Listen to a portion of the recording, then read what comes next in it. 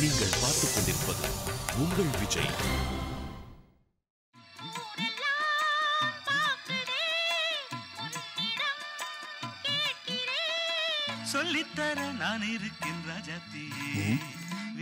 ஜெயந்தி, என்னங்க news ஆரம்பிச்சிருப்பான். News போனா மணிபாரதி அளித்த பேட்டியிலிருந்து என்ன பொறுத்த வரைக்கும் எழுத்தாளனோட தேடல் எதுல வேணாலும் இருக்கலாம்.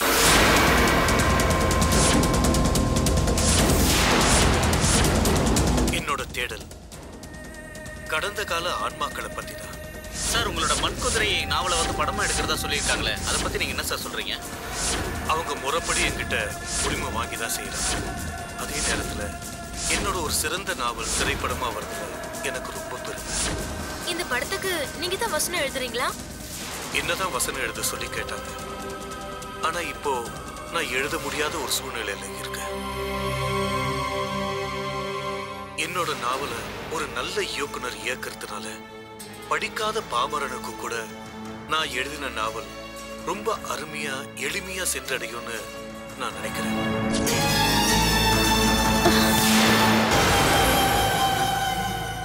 ஜெயந்தி, என்னம்மா இது? ஏதோ நியூஸ்லாம் உனக்கு காட்டுறாங்க, அதுக்கு போய் இவ்வளவு டென்ஷன் ஆகுற? எதுக்கு டென்ஷன் ஆகுறேனா? இவனெல்லாம் சரி, கூல் டவுன். இனிமே நான் அதை பத்தி பேசல, போதுமா?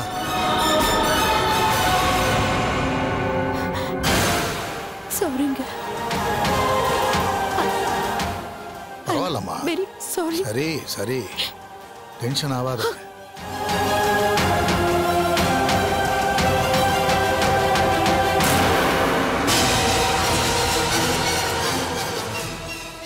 அப்பா, என்னாச்சுப்பா? ஏன் அம்மா ஒரு மாதிரி போறாங்க? இல்லம்மா, மணிபாரதின்னு ஒரு ரைட்டரு, காலேஜில் இவ கூட படித்தவன். படிக்கும்போது இவளோட ஃப்ரெண்ட் அவன் ஏமாத்திட்டான். அதுலேருந்து இவன் பேரை கேட்டாலோ ஃபோட்டோவை பார்த்தாலோ டென்ஷன் ஆயிடுவா. இப்போ அவனை நியூஸில் காட்டினாங்களா, அதான் டென்ஷன் ஆயிட்டா.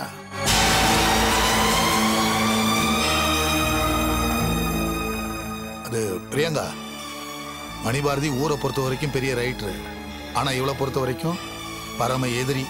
ஃபோட்டோவிலையோ நியூஸ்லையோ பார்த்துட்டான்னா அப்படியே வயலண்டாக மாறிடுவா.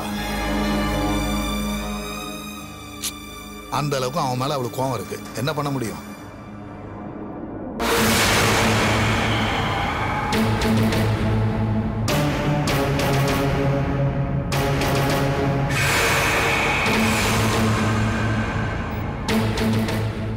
ஃப்ரெண்ட் ஏமாத்திட்டானா?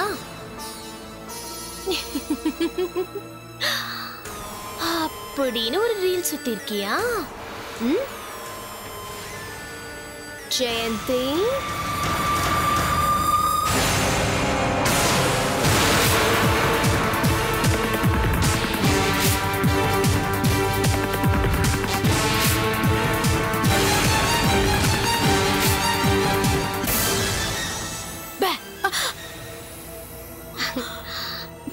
என்ன ஜெயந்தி டார்லிங், உள்ள சூப்பர் சீன் போச்சு போல இருக்கு.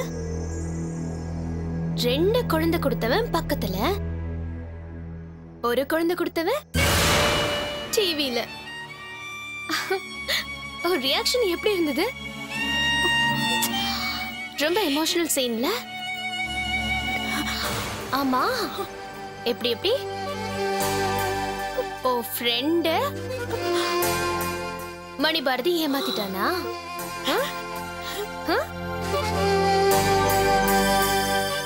ஜெயந்தி, நான் போய் உன் புருஷன்கிட்ட சொல்லட்டுமா? நீ சொன்னதெல்லாம் உண்மைதான். அந்த மணிபாரதி ஒரு பொண்ணை ஏமாத்தினது மட்டும் இல்ல, அவனுக்கும் அந்த ஒரு பொண்ணுக்கும் பிறந்த ஒரு குழந்தை இருக்கு. அந்த பொண்ணோட பேரு ஜெயந்தின்னு. சொல்லட்டுமா? ப்ளீஸ் பிரியங்கா. ஏமா, என்னம்மா ஆச்சு? உன் மேல ரொம்ப அன்பு வச்சிருக்கிற உன் புருஷனுக்கும் உன்னை தெய்வமா நினைக்கிற ஒரு அனாதை பொண்ணுக்கும் உன் பிளாஷ்பேக் எல்லாம் தெரிஞ்சிரும்னு பயமா இருக்கா? பயப்படாத கண்ணா, பயப்படாத. நீ உன்னோட பிளாஷ்பேக்க என்கிட்ட சொல்லு. இந்த பிளாஷ்பேக்க நான் சத்தியமா யார்கிட்டயும் சொல்ல மாட்டேன். சொல்லு. என்னோட கேள்விக்கு பதில் சொல்லு. உன் முதல் குழந்தை என்னாச்சுன்னு சொல்லு. இங்க பாருமா, ரொம்ப டைம் எடுத்துக்காத. இங்க பாரு, சொல்லிட்டேன்னா நான் உன்னையும் உன் பையனையும் விட்டுட்டு கண்டிப்பா போயிடுவேன். பட் நீ சொல்லல, உன் கதையோட கிளைமேக்ஸே என் கையில தான். என்னாலதான்.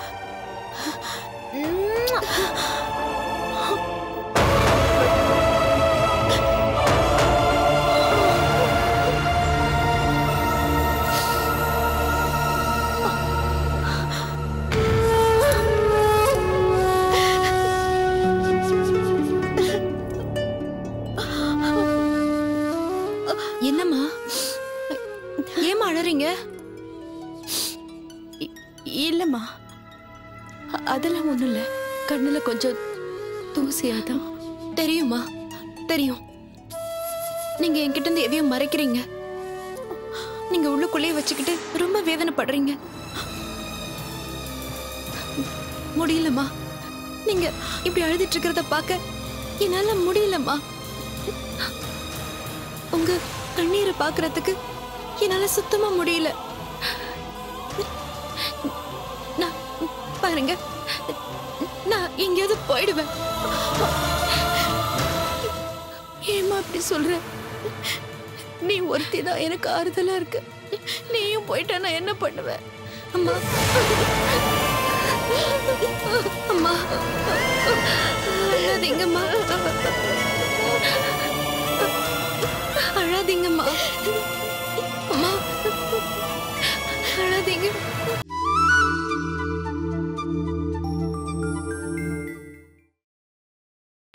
நீங்கள் பார்த்துக் கொண்டிருப்பது உங்கள் விஜய்.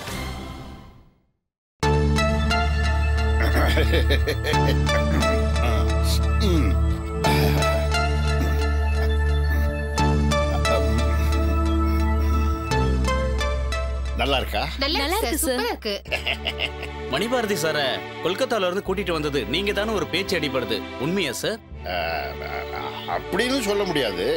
ஏன்னா அவர் தாய்மண்ணி தானே, அதனாலதான் இங்க வந்திருக்காரு. கொஞ்ச நாள் எழுதாம மறைஞ்சிருந்தவரை நீங்க தான் எழுத சொன்னீங்களா? அப்படின்னு சொல்ல முடியாது. இப்போ ஸ்கூல் படிக்கிற பசங்க கூட நாம கம்பல் பண்ணி எழுத வைக்க முடியாது.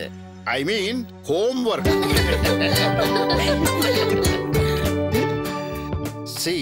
மணிபாரதி பெரிய எழுத்தாளர், நிறைய விருதுகள்லாம் வாங்கினவர். அப்படி இருக்கும்போது அவரை நான் கட்டாயப்படுத்தி எழுத வைக்க முடியுமா? நான் என்ன பண்ணேன் தெரியுமா? எழுது பாரதி, எழுது பாரதி, எழுது பாரதின்னு சொல்லி அவர் எழுத வச்சுட்டேன். அப்புறம் இன்னொரு முக்கியமான விஷயம், அவர் எழுதாத நேரத்துல நான் கொஞ்சம் கவிதைலாம் எழுதி வச்சிருக்கேன். அதெல்லாம் உங்களுக்கு படிச்சு காமிக்கட்டுமா? ஐயோ பரவாயில்ல சார், வேண்டாம் சார். பரவாயில்ல பரவாயில்ல, கேளுங்க கேளுங்க. வேண்டாம் சார். ஏன் கவிதை தான், நீங்க எடுத்துங்க, டெலிகாஸ்ட் ஃப்ரீ தான், அதை யூஸ் பண்ணலாம். நீங்க, நான் ஒரு கவிதை சொல்றேன் கேளுங்களேன்.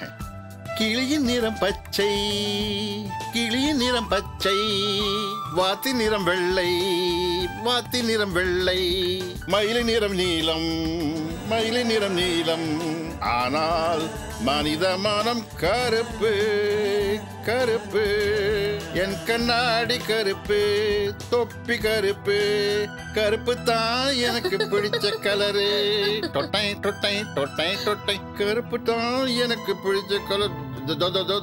அவரே வந்துட்டாரே மணிபாரதி, அவரும் கருப்பு தான் போட்டிருக்காரு. அவருக்கும் பிடிச்ச கலர் கருப்பு தான் போல இருக்கு. பாருங்க பாருங்க, நீங்களே தெரியுமா? தெரியும் தெரியும். எதுக்காக வந்திருக்கீங்க, என்ன கேட்க போறீங்க, எல்லாம் எனக்கு தெரியும்.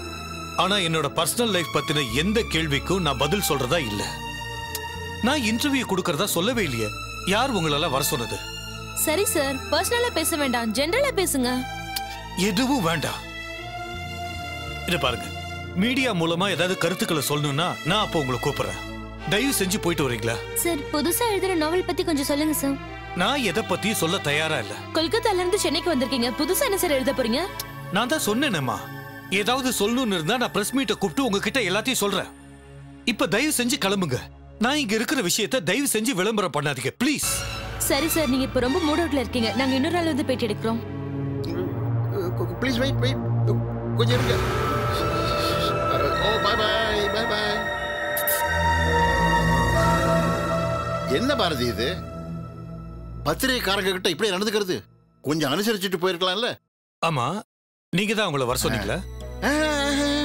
ஐயோ, நான் வர சொல்லல. காத்து போகாத இடத்துல கூட இந்த டிவி காரங்களும் பத்திரிகைக்காரங்களும் நுழைஞ்சிருவாங்க. நீ வந்த விஷயத்த கேள்விப்பட்டிருப்பாங்க. எப்படி தேடி கண்டுபிடிச்சு இந்த இடத்துக்கு வந்துட்டாங்க. நான் ஒன்னும் சொல்லல. இந்த பாரு, நீ பாட்டு அவங்களை திட்டி அனுப்பிச்சிட்ட. அவங்க இனிமே கண்ணு காது மூக்கு எல்லாத்தையும் வச்சு என்னெல்லாம் எழுத போறாங்களோ. என்ன வேணாலும் எழுதிக்கட்டும். I don't care. என்ன இப்படி சொல்லிட்டு போறான் அவன்?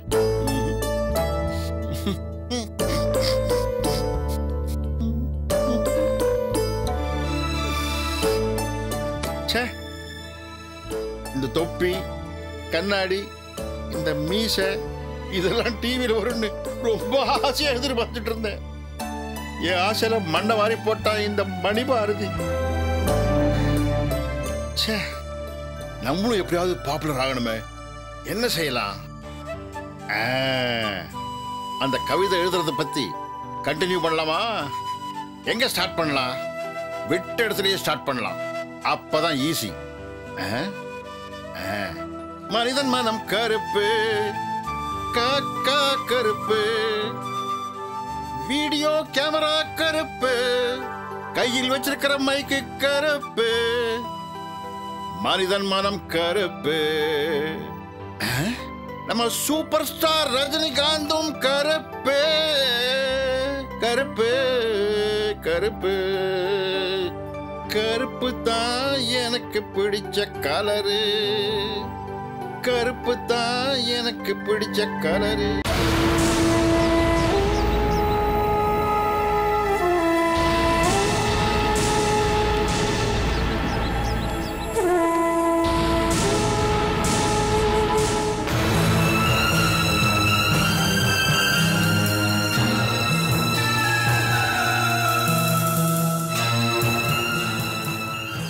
ஜெயந்தி, இங்க வந்து நின்னுகிட்டு அப்படி என்ன யோசனை பண்ணிட்டு இருக்க? அது வந்துங்க. ஆமா, ஏன் இவ்வளவு டென்ஷனு? காலேஜ்ல ரொம்ப ப்ரெஷருங்க. பசங்களை சமாளிக்க முடியல. அதான். இல்ல, நீ போய் சொல்ற.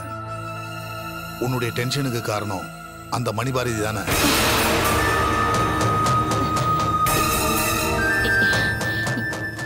இல்லைங்க, அந்த மாதிரி எல்லாம் ஒண்ணும் இல்ல. ஏன் இப்படி எல்லாம் கேக்குறீங்க? இல்ல, டிவி நியூஸ்ல அவனை பார்த்ததுல இருந்து ரொம்ப டிஸ்டர்பா இருக்கே, அதான் கேட்டேன். இல்லைங்க, அதெல்லாம் நான் அப்பவே மறந்துட்டேன். அதனால ஒன்றும் நான் டென்ஷன் ஆகல. அப்படிலாம் இல்லை. எனக்கு தெரியாதா ஜெயந்தி? மணிபாரதியை பத்தி ஒரு சின்ன செய்தி கேட்டா கூட நீ எவ்வளவு டென்ஷன் ஆவன்னு நான் அனுபவிச்சு உணர்ந்தவனாச்சே. உனக்கு ஞாபகம் இருக்கா ஜெயந்தி? கல்யாணம் ஆன புதுசுல மணிபாரதியோட நாவலை நான் வீட்டுக்கு எடுத்துட்டு வந்தேன். அதை பார்த்த உடனே நீ டென்ஷன் ஆகி சத்தம் போட்டு மயங்கி விழுந்துட்டேன். என்னால் அதை இன்ன வரைக்கும் மறக்க முடியாது.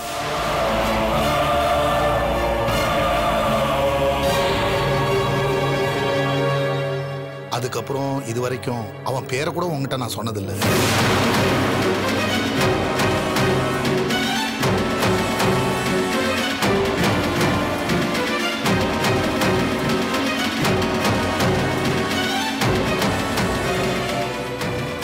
என்ன ஜெயந்தி, எப்போ ஏதோ நடந்தது நினைச்சு இப்படி டென்ஷன் ஆனா இப்படி?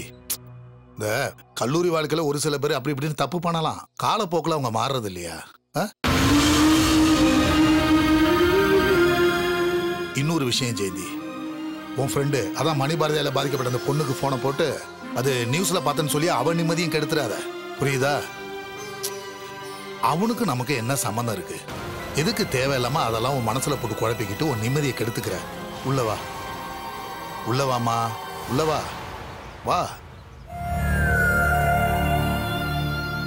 மனுஷங்கள்ல ஒரு சில பேர் அப்படி இப்படித்தானா இருப்பாங்க. அதெல்லாம் பார்த்தா நாம வாழ முடியாது. எதையும் தேவையில்ல அதெல்லாம் போட்டு மனசுல குழப்பிட்டு இருக்காது. கொஞ்ச நாளாவே நீ நிம்மதியா இல்லை. ஈவினிங் நம்ம 2 பேரும் கோயிலுக்கு போறோம். என்ன? வா, வாமா.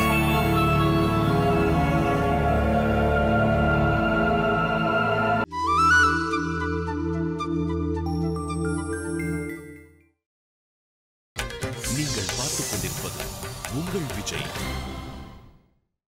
ஜிங்கு ஜிங்குன்னு ஜிமிக்கி போட்டு சிங்காரம்மா ரவிக்க போட்டு எங்கே எங்கே நடந்து போற கண்ணம்மா, கூட வாரன் கண்ணம்மா. ஜிங்கு ஜிங்குன்னு ஜிமிக்கி போட்டு சிங்காரம்மா ரவிக்க போட்டு எங்கே எங்கே நடந்து போற கண்ணம்மா. ஏய் பாரதி, காஃபி ரெடி.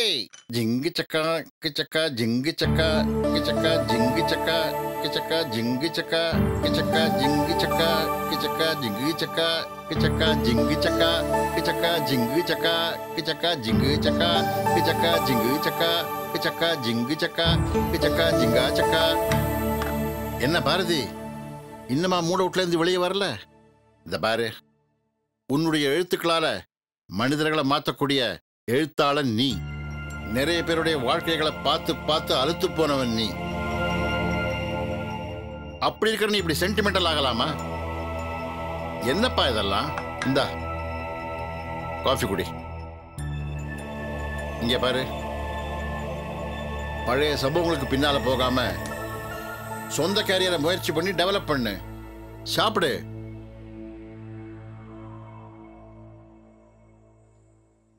கேரியரை டெவலப் பண்ணிட்டு அதோட பலனை யாருக்கு கொடுக்கறது? உழைப்போட பங்கு வாங்க ஆள் இல்லைன்னா முயற்சி பண்ண எல்லாம் வீண் தானே.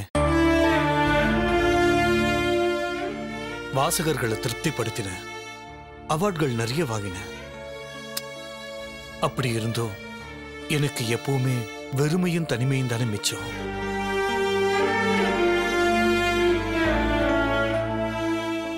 எழுத்தாளன் காதலுக்கு அடிமையாயிட்டான்னு சொல்ற இந்த சமுதாயத்துக்கு பதிலடி கொடுக்க என்கிட்ட ஒரு பதில் தான் இருக்கு. என்ன? என் வாழ்க்கை. அப்பவும் சரி இப்பவும் சரி, காலத்துக்கும் சூழ்நிலைக்கும் ஏத்த மாதிரி பெண்களை தேடி போனதில்லை. என் மனசுல பதிஞ்சு போனது ஒரு பெண்ணோட உருவம் மட்டும்தான். அன்பின் உணர்ச்சி அதிகமானதுனால கல்யாணத்துக்கு முன்னாடியே ஒரு பெண்ணை அடையிறது பாவம்னு தெரிஞ்சும் அந்த பாவத்தை நான் செஞ்சேன். அவளும் அம்மாவானா? ஆமா, அப்படி இருந்தும் நீ ஏன் அவளை தேடி போகாம இருந்த?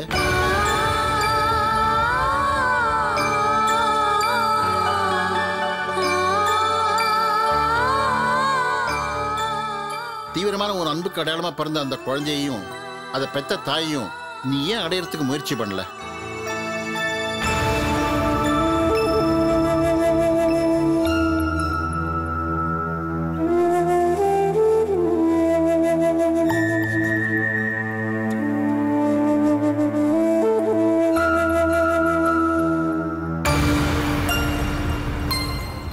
சொல்லு மணி, உன் வாழ்க்கையில் அப்படி என்னதான் நடந்துச்சு? அது ஒரு பெரிய கதை. சரி சொல்லு, அதை கேட்போம். நான் கொஞ்சம் தனியா இருக்கணும்னு நினைக்கிறேன். All right, relax. தனியாவே இருந்துக்க.